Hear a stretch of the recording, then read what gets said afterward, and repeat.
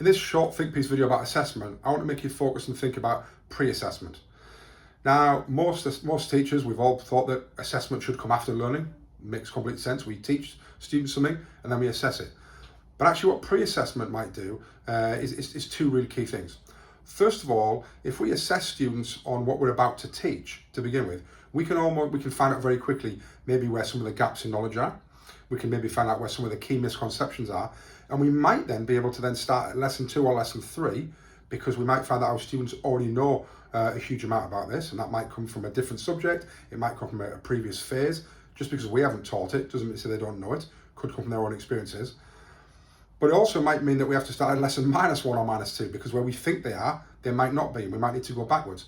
So pre-assessment is really key to allow us to make sure that we design our scheme of work and we start at the right point for where those students are. And that might change year on year based on your cohorts. But secondly, which is really interesting, it also primes students for what's coming up next, and it helps learning. So if you have asked them some questions on things they don't know about, yes, they're not going to do very well, and that's absolutely fine. But when they start to see that come up in lesson 1 and lesson 2, that's what the question was about earlier. It almost primes them that this is an important aspect of learning. This might be quite important for you to really kind of focus on, because that's what I asked you about earlier.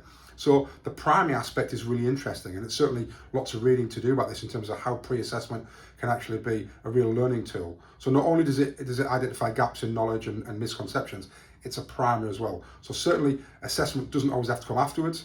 It might be a really key learning strategy to put right at the start. What do my students already know? Where do we start the lessons? And how can I prime them for the information that's coming up?